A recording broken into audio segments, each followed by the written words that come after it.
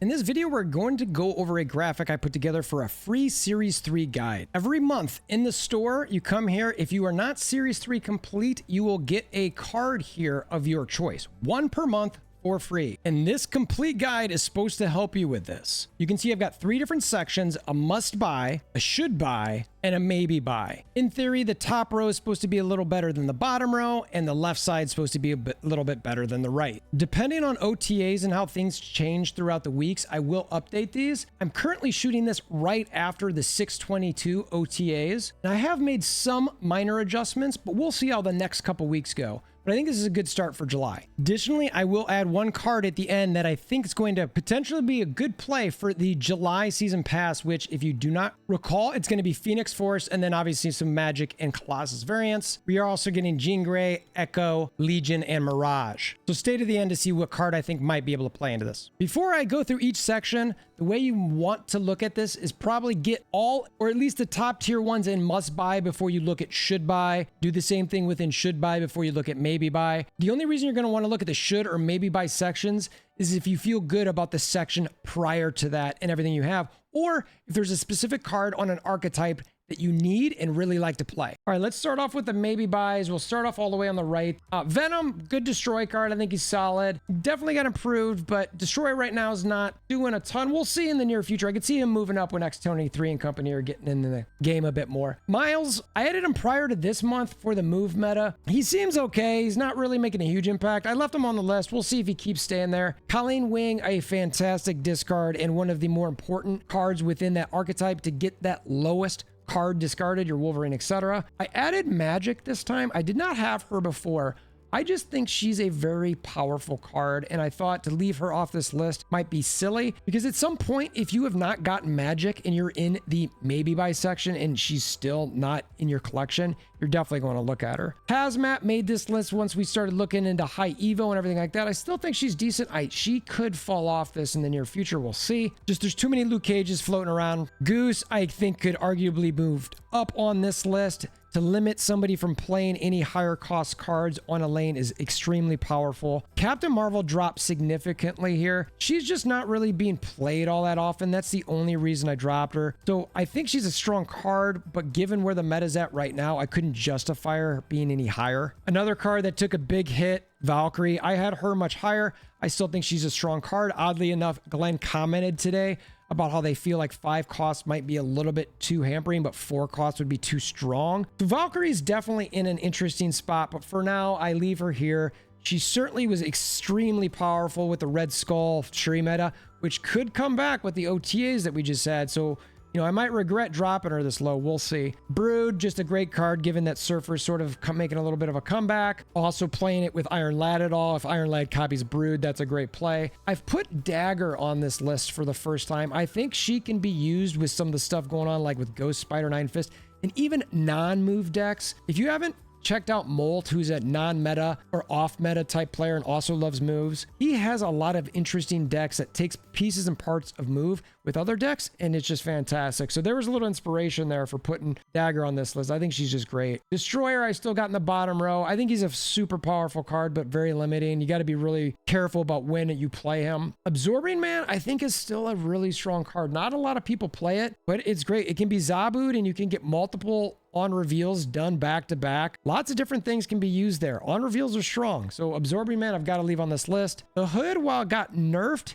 still getting a 1-cost demon if you're able to destroy Hood or throw it / Viper it onto your opponent's side. It's a pretty powerful situation. Sentry, again, similar to the Hood, where once the Void gets put on the right side, you either Carnage it or maybe Viper it over to the other side or Valkyrie it. A pretty good use. The last 2 cards in maybe buy, Thor arguably could be back up and should buy. I had him dropped because he sort of fell off a little bit, but recently in the last few weeks, he's sort of made a resurgence with Lockjaw and the high Evo Jane Jaw type decks. I'm liking Thor a little bit more. Titania, a great card, low cost, not getting played a lot, but she's still really good. I left her as is at the front end of the maybe buy. All right, next up, should buys. Let's scroll all the way over to the right. Taskmaster and Red Skull.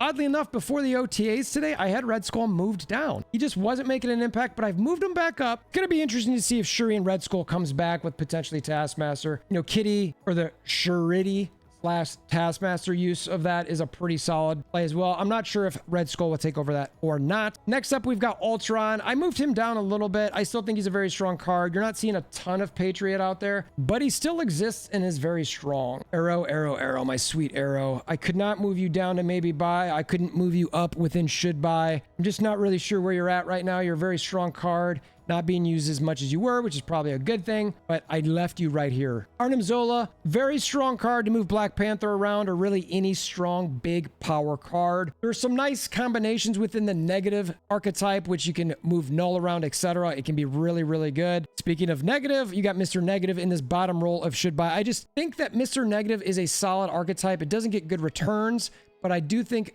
he's worth having to, one, learn it, because then I also think at some point it might make a little bit of a resurgence as well. Last two on the bottom row are Leader and Psylocke. I think Leader is a good card, not as good as he used to be. I had him on the top row of this last month. I've dropped him down a bit. It's still frustrating to get leadered, but it's not necessarily something you see as often as you'd think. Psylocke, a ramp card only for one turn, but still really good. Wong I left and should buy. I had him at the bottom row here, but I moved him up. He does fall off in late game because so many people know how to counter him. Enchantress has sort of fallen off a little bit, and I only mean that in her use, not in her power. It's just not as many people are using her. It seems like they just said, you know what? Let Luke Cage stay. I can beat you with your Luke Cage. I'm not worried about bringing Enchantress. She's still out there. She's still strong, but that is the worry with Wong because Enchantress and Cosmo basically counter him. Patriot, another great archetype. I've got him higher up here. Not a lot of people like playing it. They think it's potentially boring. It's still a pretty strong archetype, so I've got him in the top row of should. Super Scroll, I think I moved him down, actually. I think he might have been in must buy before. I still really like him. Copying ongoings can be strong. It can also hurt you. When the meta swings into that, it's good to have this card in your collection. Magneto, I've moved over to the left a little bit. A great 6-cost card. Given what's going on with the Lockjaw meta right now, pulling a Magneto can be really strong. It can hurt you a little bit if it moves cards into a lane that you necessarily didn't want to bring a lot of power. So there are some risks with Magneto. I still think worthy of this top row. Surfer, again, I've mentioned earlier, he is making a little bit of a resurgence. Not huge, but solid. So I've got him in the top row of should buy. Shuri, she's still just good. And honestly, with Red Skull making a potential comeback, doubling up certain sections, I think Shuri needs to get a hard look if you're thinking about using a free buy on her. Juggernaut, I moved way up, way up. I just think the ability to control a lane after Storm late in the game, that's pretty huge. I mean, it's like an arrow, except for get out of my lane. So I moved him way up. I think he's a little bit underrated, frankly. And then Spider-Man, I've moved him up to the front end of should buy.